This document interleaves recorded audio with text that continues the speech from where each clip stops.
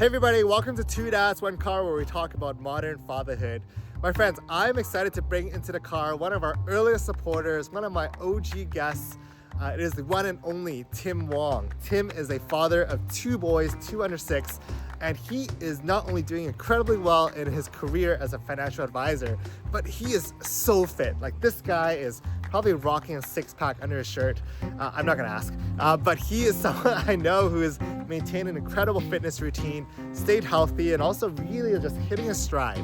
I am trying to right the ship on my end because I'm starting to gain that dad bod. And so when I thought about this journey, this series I'm on, I thought about Tim. So I'm gonna pick his brain, learn what the secret is. Like, what is he taking? Is he doing supplements? What's his routine? Does he have a special system? I'm gonna be picking his brain on that. And so just by his house around the corner, and we'll be picking him up very shortly. Cheers.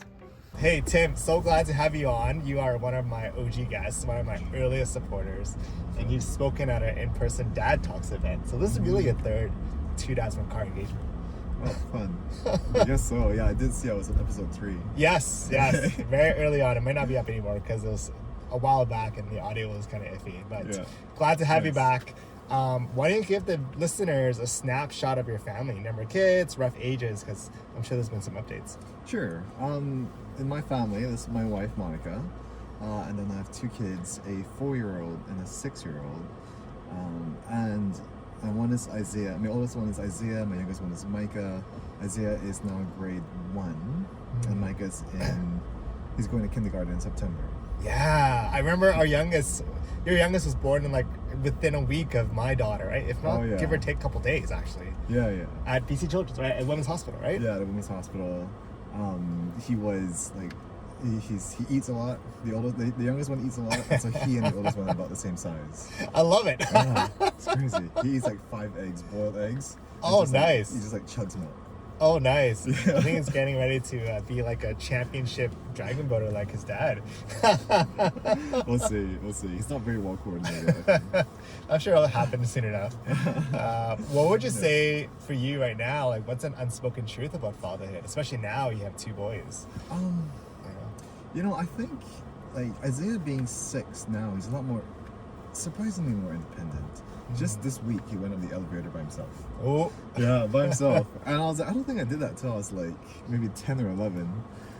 So he's a lot more independent. I'd say the hardest ages are anything under 3. Yeah. Under the age of 3, they're constantly trying to hurt themselves. Yeah. They're jumping off swings, they don't understand temperature. They're just trying to swipe everything off the kitchen counter.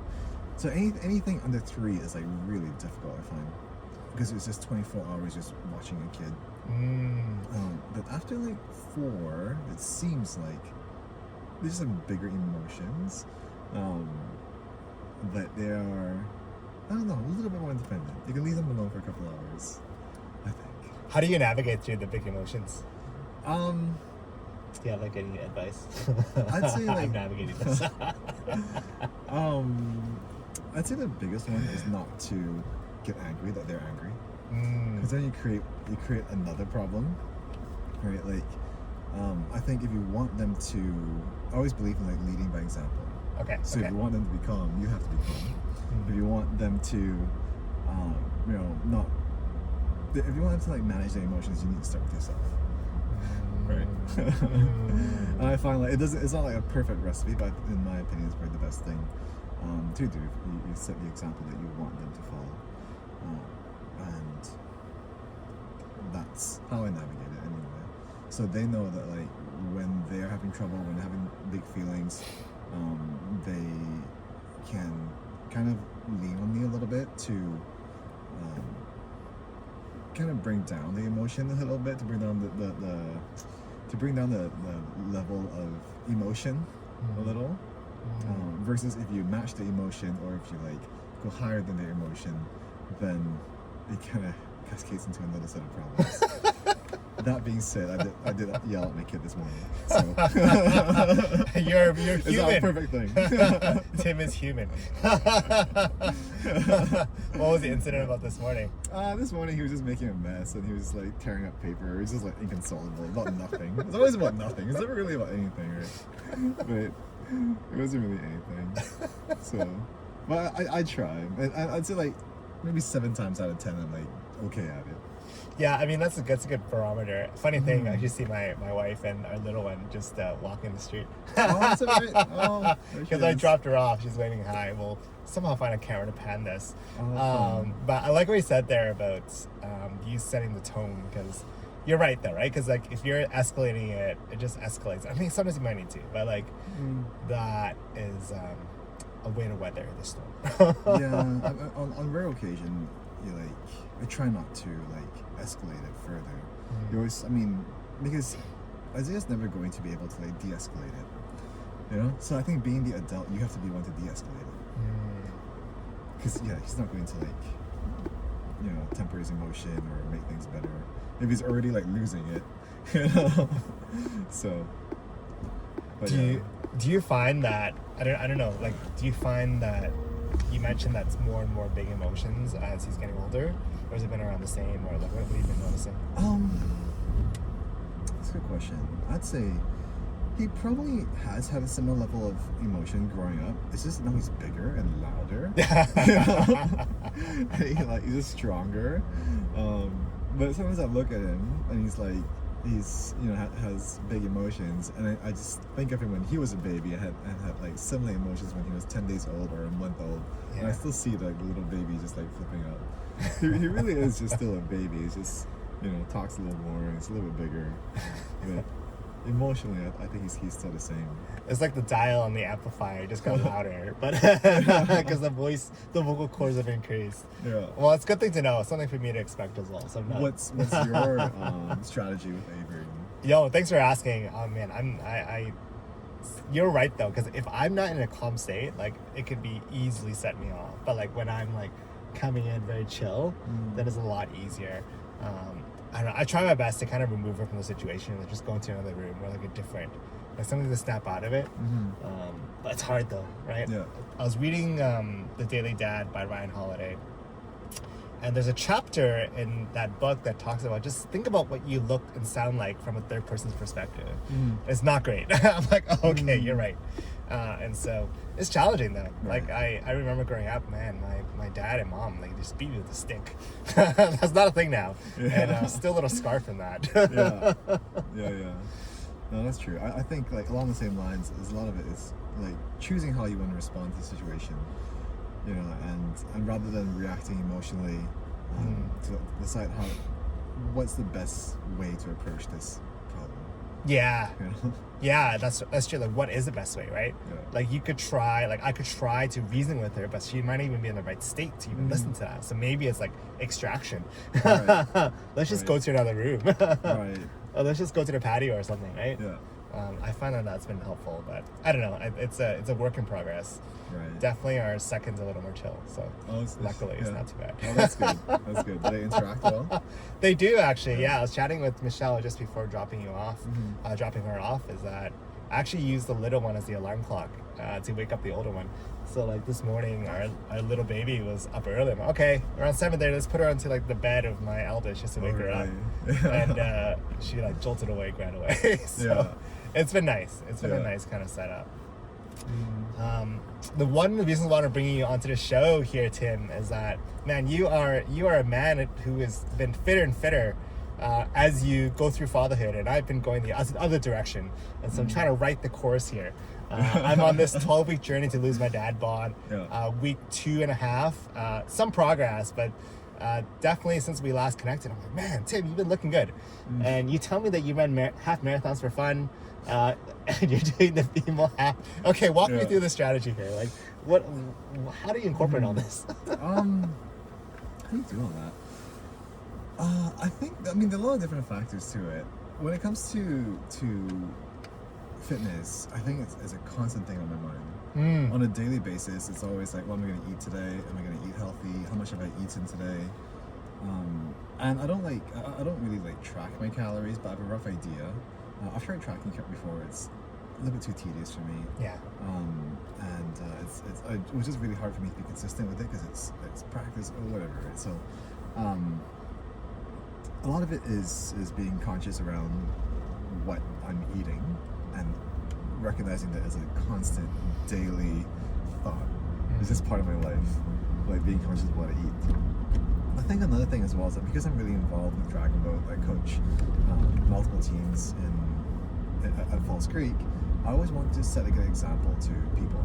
You know, I don't want to be like slamming hamburgers and cheeseburgers and drinking beers and telling my paddlers to paddle harder.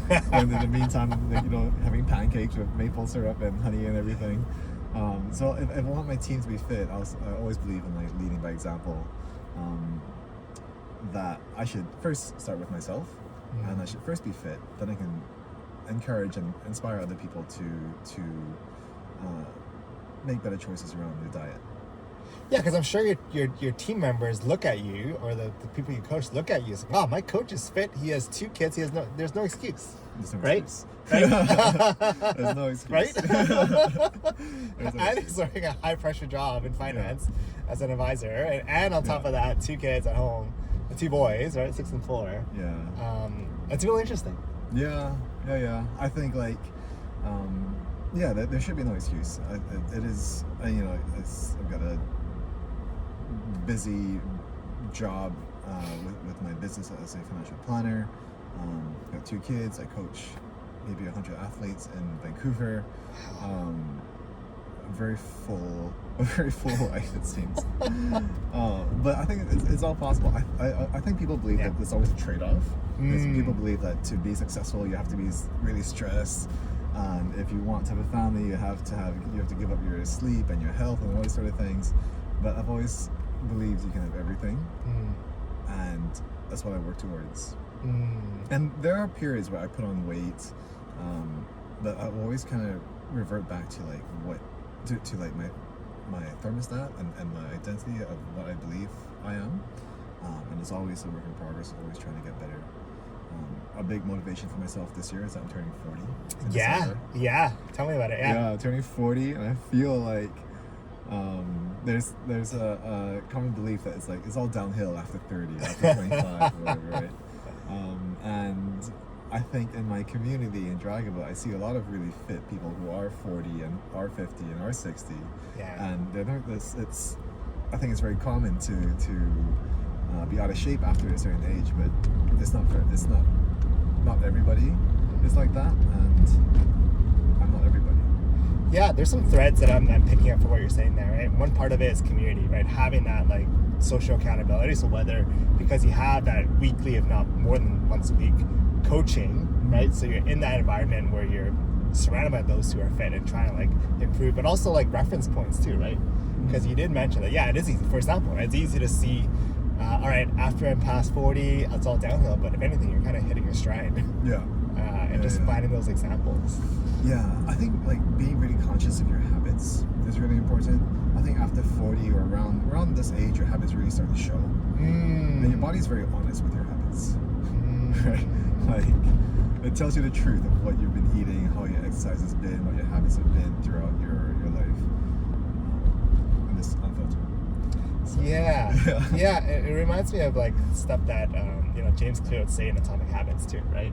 And like leaning on your systems and those habits in place. But you're right though, right? Your body is the most accurate reflection of the habits you've had to this point. I gotta fix my habits here. What's your experience been like? Well, I think what it is that it's so, it's easy. The easy choice is always so easy, right? Like it's always so easy to be like, oh well, let me finish my like daughter's leftovers, right? Because it's there, right? Or like there's countless kids' birthday parties, right? As you know, and the cakes just add up. But I think part of it's just like it's just excuses for me, right? And so like if that's the case, these are expected things that are happening. Let me reframe that narrative, right? And like, what is my contingency plan if that happens? Yeah. Right. As opposed to being surprised and like following with my like desires here. So that's kind of it. That's kind of like where I'm starting with. And there's like a book I just finished called The Hunger Code by Dr. Jason Fung, and he talks about like hunger being really the deeper rationale that's driving a lot of the eating patterns, right? There is, he calls it hedonic hunger, which is like your natural hunger, your stomach's empty, of course, hunger signals. Yeah. But there's also like what he calls like, I think it's like emotional hunger, right? It's triggered by stress, right? Maybe there's something in the environment, there's a stressor that's causing you to lean on food to kind of fill in that gap. Yeah. And also environments, right? The environment you're around. And so I've been loving the book, and I've been trying to apply different practices, but still early on the journey, which is why I have you on the show. Yeah. Right? To kind of like shape my environment around me. Yeah. Right? Dads who have, you know, are incredibly fit, and like it's not getting more and more fit. Nice. Yeah, I think definitely designing your environment when you are in like an optimal state. Not when it's like 11 p.m. at night and it's been a long day and the kids have finally gone to bed, because then you succumb to you succumb to your systems at that time. Yeah. And I find sometimes we just don't really have. We try not to have like too much junk food around, but it's inevitable. We have kids who like you know, certain snacks. But I try to like keep my own snacks to a minimum. Yeah. I try to eat healthy with, you know, meat and rice, and just like portion control. Just try to be more conscious of like how much I eat. But it's also like it's really just a full commitment to it. Half commitments is like it's so difficult because the weight just piles on. And the other thing I think has been really helpful as well is breaking a big goal into micro goals. Okay, tell me more. Yeah. Just like setting the bar lower. When you have a lower bar, it's just easier to start the habit. Yeah. Right? Yeah. You're right. You're right, actually. Yeah, I can't remember which book that was from. Is that from Atomic Habits? Is that Atomic Habits? Possibly, you're right. I think that concept of I was just at a conference last week in Nashville. Yeah. And one of the speakers talked about the minimum viable step, and that's kind of like that. Like, what is the lowest bar that you can do on a consistent basis? Right. Right, as opposed to the big aspirational. And just talking about it in terms of like a work project context, but I like what you said there about that. Yeah, micro goals. So like if we're eating a bag of chips, which I eat a bag of chips, to eat fewer chips. You still have chips, but fewer. And then you've measured success based on the fact that you've eaten less than you would have previously. I see. Yeah. Oh man, that's an interesting one because I'm addicted to chips. Me too. But to set the bar low and to like get the ball moving that way. Yeah, I like it. Another thing that I like as well is I heard this recently, which has stuck with me with everything I do now. That success is not the destination, but it's a direction. Success is not the destination, but it's a direction. Okay. So as long as the direction that we're headed to is losing weight or being healthier, that is a measure of success. Oh, I see. Rather than a really far away thing of I gotta be 165 pounds, 160 pounds, I gotta have 12% body fat, and that to me is success. Yeah. That is too high a bar and it's too far away. And sometimes you just need that confidence, that continuation to get the momentum of getting the right habits. I really resonate with that because it's much more, I don't know, freeing, but much more like reinforcing, right? Yeah. Because it's easy to be like, oh, that goes so far, team, but like, I forgot it, right? Yeah. Like, more bags of chips. Yeah, for sure. Well, I set a lot of goals all the time, right? For work, for personal, for Dragon Ball, for everything. I set goals all the time. Yeah. And I've I do find like goals sometimes when they're so big and so far away, it's not as motivating. It's really hard. There's no urgency to it sometimes. Yes, that's right. It's too far away. So you got to break it down to like really what can I do today to like get myself towards the direction. I really like that. It actually just reminded me of a book I just finished 2 days ago, and it's called The Way to Excellence.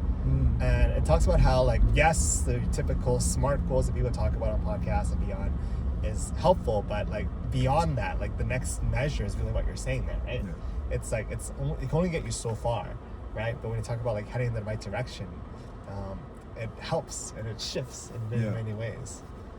Yeah.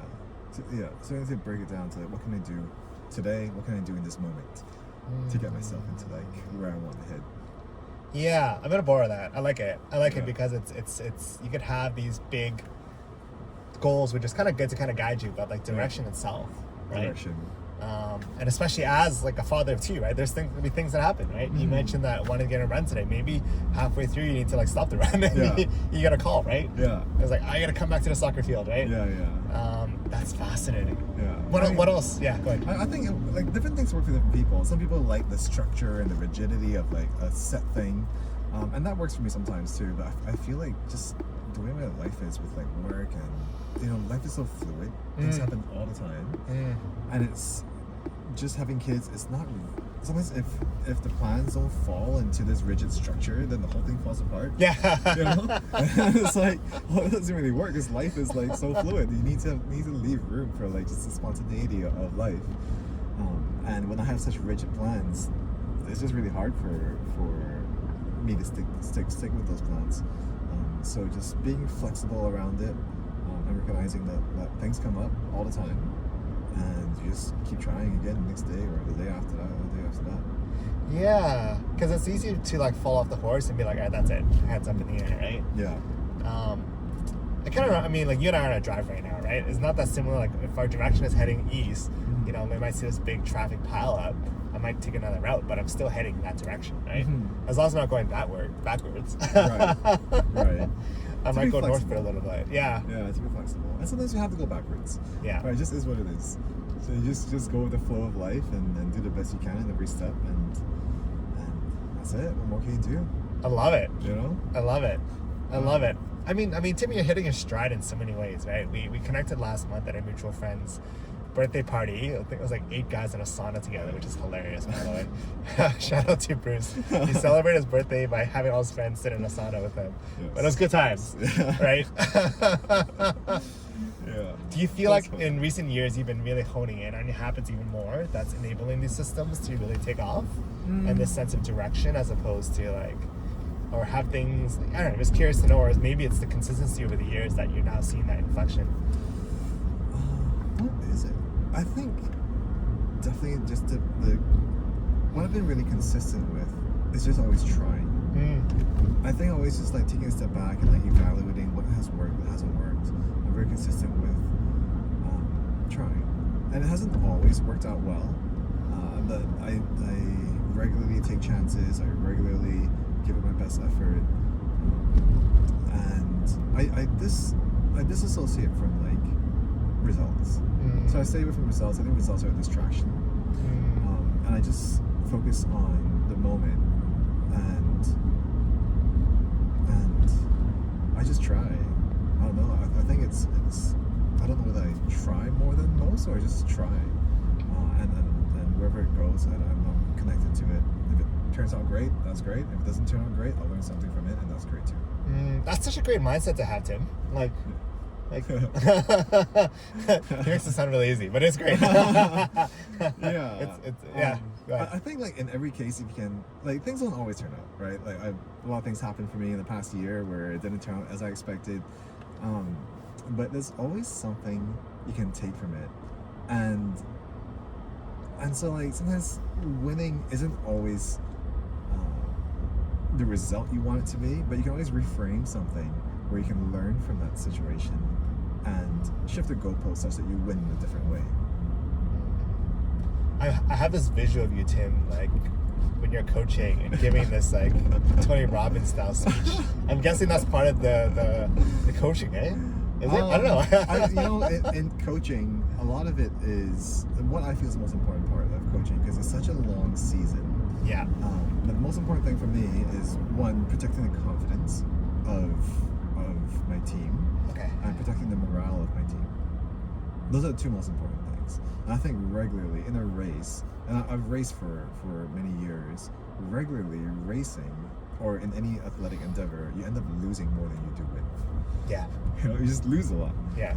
And you just got to reframe that losing into something that you can take away from it. Because if you just take losing at face value and you like get nothing out of it, then it's a wasted loss.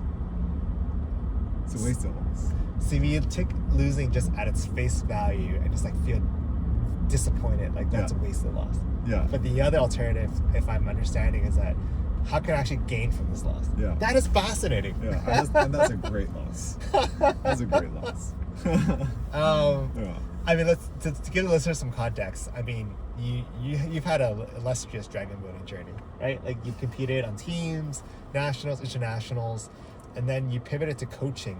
And I remember when we were talking last month at our friend's party, there's been like some kind of interesting spark that's happened in the last couple of years that's reinvigorated your interest. Because I'm sure there's a point of burnout, right, when you're competing by yourself, Right. and not by yourself, but like you're on a team. But like, Right. like, what was it that sparked you to like re-energize yourself into the sport and now really head into coaching?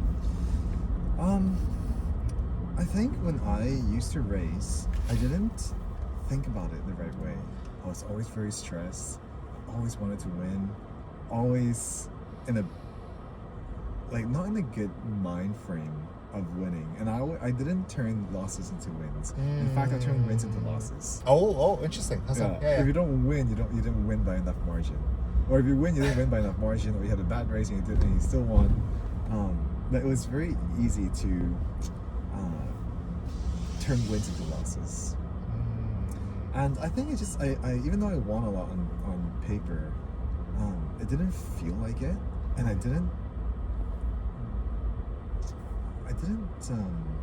burnt out really hard. I was gonna say, yeah. Yeah, I burnt out really hard because my mentality wasn't good. I was in my mid-20s and, you know, just not really, I didn't really know how to sustain throughout the whole course of a season.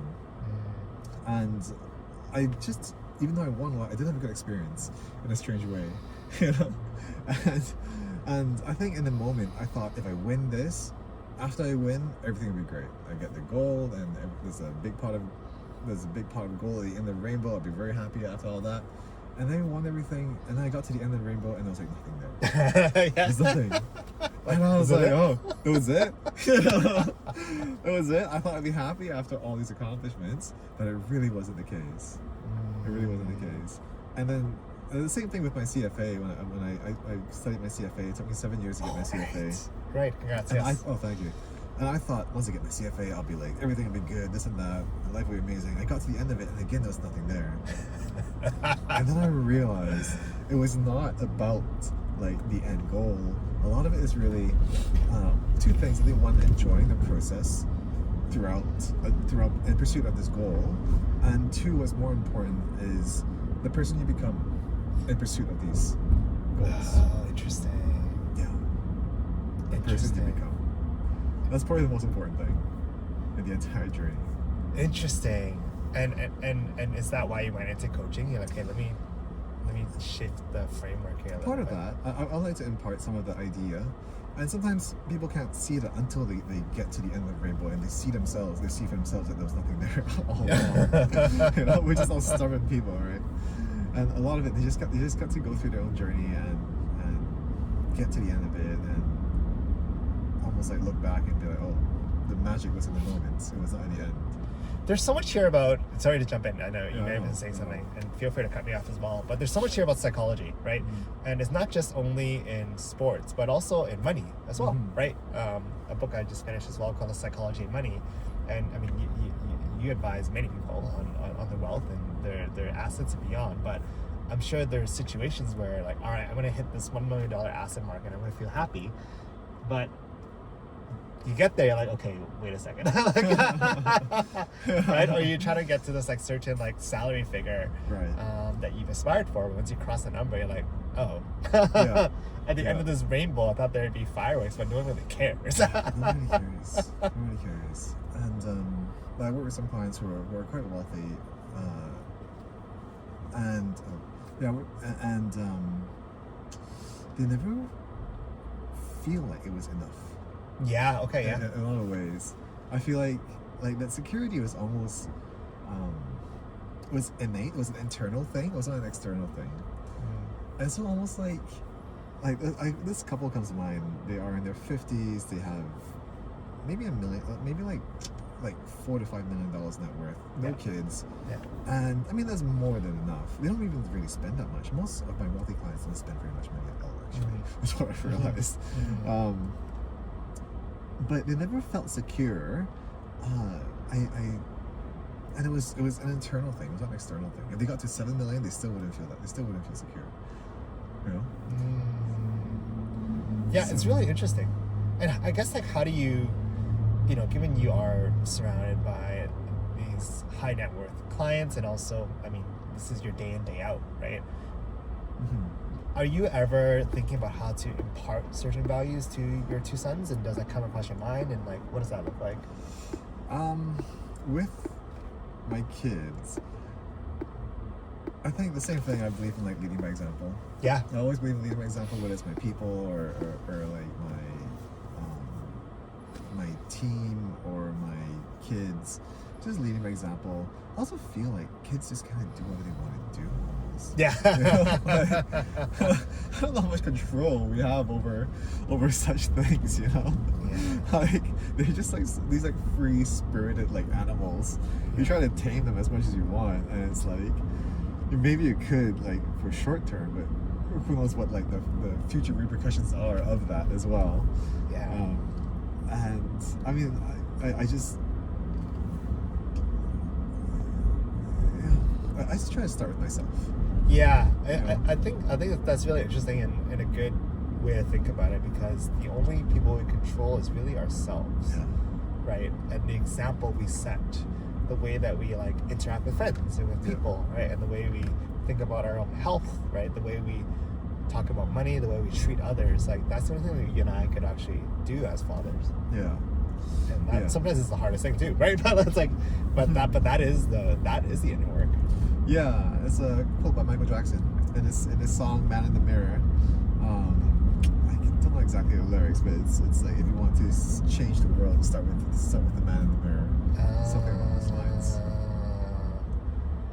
And that applies to so many things. It applies to everything. Yeah, you can change other people. Other people can change if they want to change. You can try to show them different ways, but ultimately, if they don't want to change, they're not going to change. Yeah. Right. And if they want to change, they will change too. Yeah. Right. And I guess for you being that model for others, right? And I guess the more tightly bonded, or there's one of my past guests, Dr. Neufeld. He wrote the book Hold On to Your Kids, and it's one of my favorite conversations aside for this one, but like one of my favorite podcast conversations, because the book he wrote talks about attachment. It talks about the most critical piece is actually like child to parent attachment, like that relationship, because if that attachment is strong, it's much more easier to influence. But if that attachment is weak, no matter what you do, right, it's just going to dissipate, right? It's just going to be gone. And he talks about how, like, in some sense, we are so focused on getting our peers, our friends, like our kids socialize and building that peer-to-peer attachment. But the risk of that is that you start losing out on the child to parent attachment side of things. And so he really talks about that invisible bond. And when the bond is strong, when they see the things that you do, right, they'll be like, this is cool, right? And I'm sure Isaiah and Mike have seen you coach, right? They've seen that. And they're like, all right, to me, like, this is normal, right? Yeah. And you build that with them and build that rapport to the extent we can, right? That's true. I think the kids under the age of 5, the parent-child relationship to the child is the most important relationship. Yes. Isaiah has gone to kindergarten now, and he's got like best friends and stuff. I think our relationship is still important, but I can certainly see that we're still close, but it's not what it used to be, where I was his like primary sole relationship. He's got like a best friend. He's got hobbies. He's got he plays soccer with his friends. He doesn't just always want to hang out with dad anymore, which is good for both of us. Someone else has entered the relationship. Yeah, I got things to do too, right? So, yeah, that's really interesting. No, I kind of I like that. I think the way we talked about earlier about like leading by example, with our fitness, our finances, the way we treat others. That's the main thing within our control, right? What's your relationship with your kids like? It's been really nice. It's been so some of it was like formed by situation. So in the first like 2-3 years, because my wife was working, she was working one of the Sundays. So it meant all of Sunday was with me and my daughter. And I'm like, man, what do I do, right? I was like, I can't stay at home. It's going to be like too much TV and games. Like, let's try something else. And so that's kind of why we started to go camping a lot. Like, we did so many Sunday to Monday trips. Yeah. right? We just go to like random campgrounds, like when the weather is good, or we even like go on road trips. Like I would even like just like, what do I do today? Okay, let me just drive down to Seattle. Just take her down to Seattle, Wow. right? Yeah. Hang out there and like drive back, right? So a lot of like bonding time in that aspect and getting to really know each other, and so that part's been really nice, right? Yeah. And I think even now she's been talking about camping. We just booked a couple sites for this year. Yeah. But just like spending that time in nature, because I know, I'm pretty sure that once she starts kindergarten, it's just gonna be gone. What's Avery's personality like? Very spunky, very energetic, probably very similar. Very strong-willed. Strong-willed or stubborn and determined, they're all the same thing. Depends on the side of the coin you're looking at. But what's been real interesting is I'm seeing a lot of like leadership qualities as well too, and it's seeing her invite people and welcome people with open arms, and she laughs very freely. So that's good. It's been really nice. Like it's been really nice to see. Yeah. Right. The personality's starting to come out a little bit more at this age. It is. Yeah. Even yesterday, we were at our neighbor's house, right? Literally lives next door, and like she somehow convinced all the kids to like go next door to our house. And like she's like, welcome to my house, and she like brought everybody in, and my wife's like, why are there so many kids inside? She's a host. She was hosting, right? And I think for her, like, I guess she sees my wife and I host a lot of friends and parties. Like, okay, that's starting to trickle down, right? Yeah. Oh, that's true. So it's quite funny yesterday. Right. Like she literally would say, hey kids, you want to come to my house? Yeah. And like That's gathers totally them all in. Yeah. Like just totally whole, even the ones who are reluctant, they just come with all the other kids are coming. Yeah. And suddenly I have like 5 kids in the living room playing. I'm like, what's happening here? I was just observing from afar, right? It just looked really funny to me. Yeah, she's following your example. Yeah. Because you lead by example, whether you realize it or not. I know. All the good and the bad. Yeah, the good and the bad. All the good and the bad. I mean, as we round the corner here, what is something that you're looking forward to in this like next chapter of fatherhood for you? I'm turning 40. Yes. Would like to do High Rocks at the end of the year, because that is last year was on my birthday. So if it's like on my birthday again this year, when I'm 40, I would love to do that. That's one of the things I'm looking forward to. What is that the fitness thing where you're running around and throwing things around? Yeah, pretty much running around, throwing things, doing squats. So I'm interested in that. When registration comes out, I'll do that. My driving team's also going to Penang this year. Oh wow! To race, and I think there are like 55 or 60 people who have signed up to race.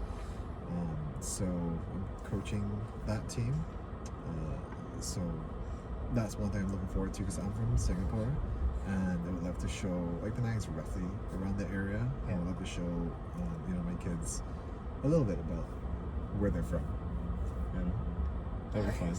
A little bit about their culture. Nice. Yeah. So a big fitness goal, right, coming up with High Rocks, and also like a journey back home a little bit, back to Southeast Asia, and to bring the kids around. I mean, that sounds like a blast. What about you? What are you looking forward to this year? Yeah, I think the biggest thing is my short term is this 12-week dad bod journey. So I'm curious to see where it heads. But what week are you on now? I'm on week 3. Nice. Yeah, I think as of the day we're recording, we're on week 3. Yeah. And so one of the things that I've actually seen progress. I used to like binge eat randomly at late at night, right? Like 10 p.m., 11 p.m. But within our mastermind group, we set up an accountability thing. So I cannot eat after 8:30 this entire month. For accountability. Yeah. And it's been helpful because I'm oh man, good. like I'm accountable to these guys, right? That's good. And so that's been helpful, having that social pressure. It's actually been like probably one of the biggest difference makers. Oh, nice. That's good. Most people all the guys on the mastermind group, they're all quite lean and fit too. So it's like, it helps to be around the environment of people who also don't like binge eat, Yeah, it is. I mean, one of the guys, Justin, this guy's sporting like a 6-pack, right? Also 2 kids. I'm like, dang. And you guys, this is like next level. So I'm trying to like soak in that environment. No 6-pack coming up in 12 weeks, but hopefully heading in the right direction in terms of overall progress and health. Right. Well, Tim, before we close out, I just want to appreciate you for being on the show. Appreciate you for being one of the earliest supporters and jumping in, and even now coming back on to talk about your journey. And I appreciate our friendships. Thanks for being such a model for many of us, actually. I think your inspiration extends more than you think. And so I thought about you right away when I thought about this series and recording. So thank you, Tim. Thanks, man. I appreciate it. All right, what an episode. Thank you, Tim, for joining us on 2-1 Car again for the second time, but also being such an awesome friend. Tim, I had so many takeaways from this. You guys might see from the camera, man. Tim is very fit. He's about to turn 40. He looks like he's in his 30s. 2 kids under 6, 2 boys, a very active life, incredibly successful career, but an inspiration. I think what I really took away from the conversation is this concept of a direction, right? Success is not the destination. It's actually the direction you're heading towards. And so whether the big goals for me right now, it is fitness, as long as I'm heading in that direction, that is what I should be focusing on. Not necessarily like a certain weight number, a certain body fat percentage, a certain like running goal, which are all fantastic, but also like just that sense of a direction. I'm gonna take that away. I think that's applicable for so many things, whether it's your health, whether it's finances, whether it's work, but this notion of success being a direction, man, and also that mindset piece, the piece about like wasted loss and gain loss. There's so much to that, because I think the biggest indicator, at least for me, is that when you fall off the horse, it's easy just to give up. But using those moments, I mean, that's what resiliency is, right? It's all about bouncing back. And I know there's many ways of talking about it, but to hear it from multiple angles and more, it is such a great way to learn and just another great perspective to have. So Tim, thank you so much for being on the show. For those who are listening, follow us on Instagram, on YouTube, or on Apple Podcasts. If you're going to join us on this 12-week journey to lose my dad bod journey, check it along on Instagram. I'll be posting videos and highlight reels and all that stuff. And so with that, we'll take care. We'll see you guys all at the next episode. Cheers. Bye.